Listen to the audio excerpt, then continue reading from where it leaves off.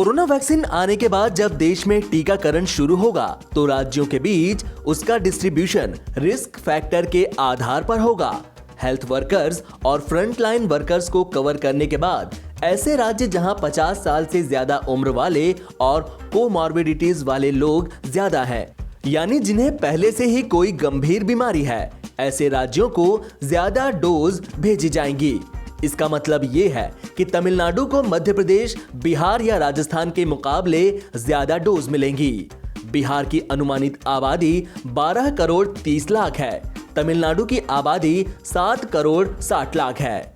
बिहार में 50 साल से ज्यादा उम्र वाले लगभग 1 करोड़ 80 लाख लोग ही हैं, जबकि तमिलनाडु में इस एज ग्रुप के 2 करोड़ लोग हैं। आबादी तो युवा है ही, बिहार के लोगों में कोमॉर्बिडिटीज भी कम है, यानी वैक्सीन डिस्ट्रीब्यूशन के पहले चरण में उसके हिस्से कई छोटे राज्यों से भी कम डोज आएंगे। कोरोना वैक्सीन का डिस्ट्रीब्यूशन उन राज्यों में ज्यादा होगा जहां बुजुर्ग आबादी ज्यादा है। उत्तर प्रदेश, जहां केवल 15% लोग ही 50 साल से ज्यादा उम्र वाले हैं, इसके बावजूद सबसे ज्यादा वैक्सीन की डोज उसे मिलेंगी क्योंकि वहां की आबादी काफी ज्यादा है। 50 साल से ज्यादा उम्र वाली आबादी के लिहाज से यूपी के बाद महाराष्ट्र, पश्चिम बंगाल और तमिलनाडु का नंबर आता है। पूरी दुनिया जहां कोरोना वायरस महामारी से जूझ रही है, वहीं न्यूजीलैंड अब पूरी तरह से कोरोना वायरस से मुक्त हो गया है। न्यूजीलैंड सरकार ने कोरोना वायरस का एक भी एक्टिव केस नहीं होने पर सभी प्रतिबंधों को पूरी तरह से हटा लिया है। न्यूजीलैंड अब सतर्कता के लेवल 1 पर पहुंच गया है, जो देश के अलर्ट सिस्टम में सबसे निचला स्तर है। नए नियमों के मुताबिक अब न्यूजीलैंड में लोगों को जुटने और सोशल डिस्टेंसिंग की कोई जरूरत नहीं है। हालांकि देश की सीमाएं अभी विदेशियों के लिए बंद ही रहेगी। न्यूजीलैंड में पिछले 2 सप्ताह से भी ज्यादा समय से कोरोना वायरस का कोई भी नया मामला सामने नहीं आया है। न्यूजीलैंड की प्रधानमंत्री जेसिंडा अर्डर्न ने संवाददाताओं को बताया कि जब उन्हें पता चला कि देश कोरोना वायरस से पूरी तरह मुक्त हो चुका है, तब वह खुशी से नाच उठी। देश में कृषि कानूनों के खिलाफ किसान आज भूख हड़ताल कर रहे हैं। दिल्ली के सिंघू बॉर्डर से लेकर यूपी दिल्ली सीमा के गाजीपुर तक किसान सुबह 8 बजे से उपवास पर बैठे हुए हैं, जो कि शाम 5 बजे तक जारी रहेगा। किसान आंदोलन का आज 19वां दिन है। इस बीच गाजीपुर सीमा को यातायात के लिए बंद कर दिया गया है। गाजियाबाद से आने वाले ट्रैफिक को किसानों के आंदोलन के कारण डाइवर्ट किया गया है। लोगों को वैकल्पिक रास्ता अपनाने की सलाह दी गई है। हम सरकार को जगाना चाहते हैं और लोगों को भी बताना चाहते हैं कि हम कितने दिनों 19-20 दिन आज हो गए हम सड़कों पर बैठे हैं।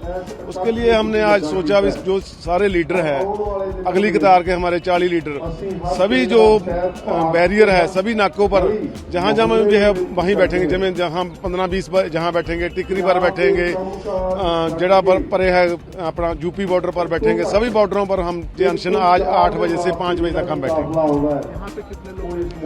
जहां पर 25 लोग हो गए, हाँ जितने जहां लोग हैं। बाकी टिकरी में है 10 लोग होंगे, 5 लोग वहां यूपी वाले बॉर्डर में होंगे। इस तरह संयुक्त मोर्चे के जितने भी लीडर हैं सभी बैठेंगे। पश्चिम बंगाल में चुनाव लड़ने के ऐलान के बाद AIM प्रमुख असदुद्दीन ओवैसी जल्द ही यहां दौरे पर आने वाले हैं। ओवैसी ने शनिवार को पश्चिम बंगाल में पार्टी पदाधिकारियों के साथ एक महत्वपूर्ण बैठक की। इस मीटिंग में 27% मुस्लिम आबादी वाले राज्य में पार्टी की मजबूती को लेकर विस्तार से चर्चा हुई। मीटिंग में शामिल लोगों का कहना है कि ओवैसी जल्द ही पश्चिम बंगाल में जनसभा करके चुनावी बिगुल फूंकने वाले हैं। आपको बता दें कि पश्चिम बंगाल विधानसभा चुनाव में अब 6 महीने से भी कम वक्त बचेगा। भारत में कोरोना वायरस के कुल मामले बढ़कर सोमवार को 99 लाख के करीब पहुंच गए, जिनमें से 94 लाख के करीब लोग कोरोना वायरस से अब तक रिकवर हो चुके हैं। केंद्रीय स्वास्थ्य मंत्रालय की ओर से सुबह 8 बजे जारी किए गए आंकड़ों के मुताबिक कोरोना वायरस के 27,071 नए मामले सामने आने के बाद देश में संक्रमण के मामले बढ़कर 98,84,100 हो गए। वहीं 336 और लोगों की मौत होने के बाद मृतकों की संख्या बढ़कर 1,43,355 हो गई। आंकड़ों के मुताबिक देश में 93,88,159 लोगों के रिकवर होने के बाद मरीजों के ठीक होने की दर बढ़कर 94.98% हो गई। वहीं कोरोना वायरस से मृत्यु दर 1.45% है। देश में लगातार 8 दिनों से इलाज करवा रहे लोगों की संख्या 4 लाख से कम है।